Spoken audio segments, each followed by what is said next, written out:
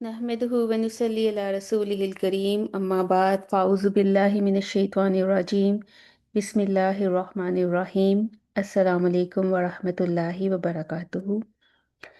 अल्हम्दुलिल्लाह, हम सूरत अल आला के उस मकाम पर खड़े हैं जहाँ एक पूरा सबक, एक पूरा पैगाम अपने इख्तिताम की तरफ बढ़ रहा है।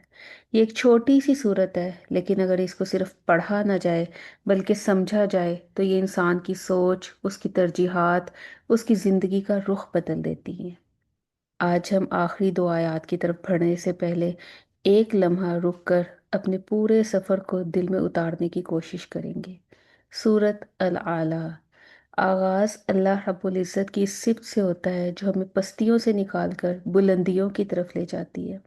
जब हम कहते हैं सब्बिहिस्मा रब्बिकल आला, तो हम उस पाक ज़ात की बड़ाई बयान करते हैं जिसने इस कायनात के ज़र्रे ज़र्रे को न सिर्फ पैदा किया बल्कि उसे फसव्वा यानी एक बेहतरीन तवाज़न और बेहतरीन ढांचे में ढाल दिया। उसकी रबूबियत का कमाल देखिए कि उसने हर मखलूक के लिए एक रास्ता तय कर दिया, एक तकदीर लिख दी और फिर उसे उसकी मंजिल की तरफ फाहदा हदायत दे दी। फिर ज़मीन से उगने वाला वो सब्ज़ा जिसे हम अलमरआ कहते हैं, वो अल्लाह की कुदरत से लहलहाता है, लेकिन फिर वक्त का पहिया घूमता है और वही हरियाली गुसाअन अहवा यानी स्याह कोड़े में बदल जाती है। कुदरत का ये मंज़र हमें झंझोड़ता है कि कायनात की हर चीज़ फ़ानी है, हर अरूज को ज़वाल है और असल बका सिर्फ उस अल आला ज़ात को है। तख्लीक़ कायनात के इस तस्करे के बाद अल्लाह सुब्हान व तआला ने इंसानी हदायत के सबसे बड़े ज़रिए यानी वही की तरफ रुख मोड़ा।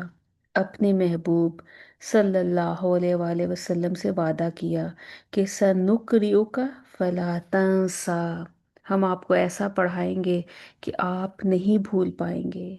ये इल्म वही का वो नूर है जिसे अल्लाह ने इंसानियत की निजात के लिए चुना और उसे अल युसरा यानी आसानी का रास्ता बना दिया। यहाँ हमें ये सबक मिलता है कि दीन बोझ नहीं है, बल्कि ये वो फितरी रास्ता है जिस पर चलना इंसानी रूह के लिए सबसे ज़्यादा आसान है।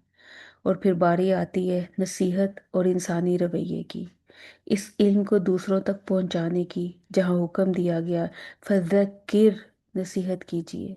लेकिन ये नसीहत हर एक के लिए नहीं है, उससे फ़ायदा वही उठाता है जिसके दिल में यख्शा यानी अपने रब का खौफ और उसकी मुलाकात की तड़प होती है। और उसके बरक्स वो बदबख्त इंसान जो अल अशका है, वो इस नसीहत से मुंह फेर लेता है और दूर भागता है और उसका अंजाम वो अन्नारुल कुबरा, जहाँ मौत और जिंदगी इनके दरमियान एक ऐसा होलनाक कर्ब है जो कभी ख़त्म होने वाला नहीं। और फिर इस अंजाम से बचने के लिए फलाह का फार्मूला बता दिया गया और साथ ही साथ असल रुकावट की भी तरफ निशानदही कर दी गई।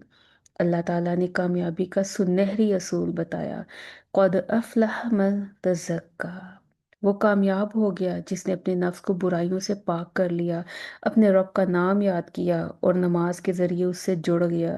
लेकिन यहाँ फिर एक सवालिया निशान उभरता है कि अगर कामयाबी का रास्ता इतना वाज़ेह है तो इंसान इससे कतराता क्यों है।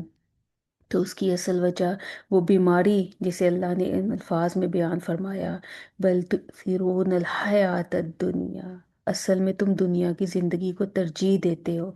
तुम उस आर्जी चमक दमक और वक्ती लज्जतों के असीर हो चुके हो।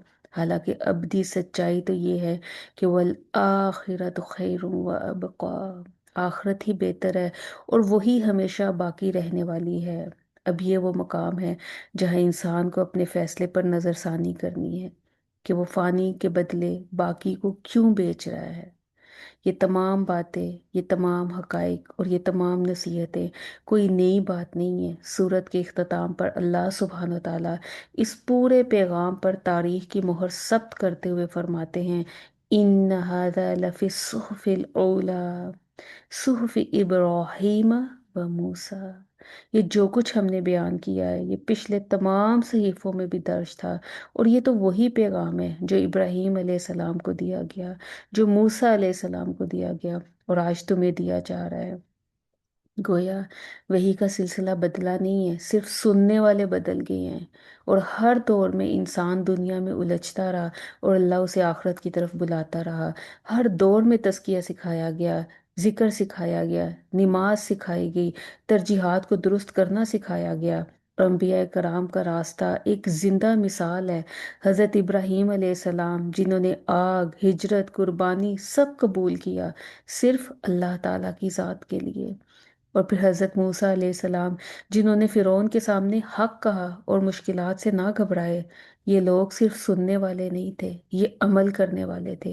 اور یہ وہی پیغام ہے جو صحف ابراہیم اور موسیٰ یعنی ان کے صحیفوں کی زینت بنا۔ گویا یہ وہ آفاقی سچائی ہے جو زمان اور مکان کی قید سے آزاد ہے۔ یہ وہ دین فطرت ہے جو ہر دور کے انسان کو ایک ہی پکار رہا ہے: اپنے رب کو پہچانو، اپنے نفس کو پاک کرو، اور اس دنیا کے دھوکے سے نکل کر اس ابدی زندگی کی تیاری کرو جو تمہارا اصل ٹھکانہ ہے۔ اور سورت کا آخری پیغام، سورت العلیٰ، ہمیں یہ بتا کر ختم ہوتی ہے: تمہارے سامنے وہی راستہ ہے جو انبیاء کا راستہ تھا، اب فیصلہ میرا اور آپ کا ہے۔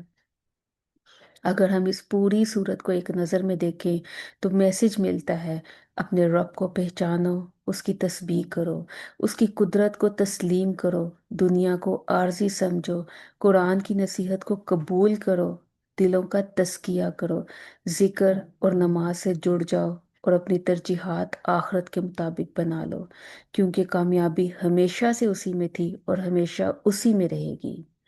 ایک آخری سوال: کیا ہم آج بھی دنیا کو ترجیح دیں گے، یا ہم اس راستے کو چنیں گے جو ہمیشہ سے کامیابی کا راستہ رہا ہے؟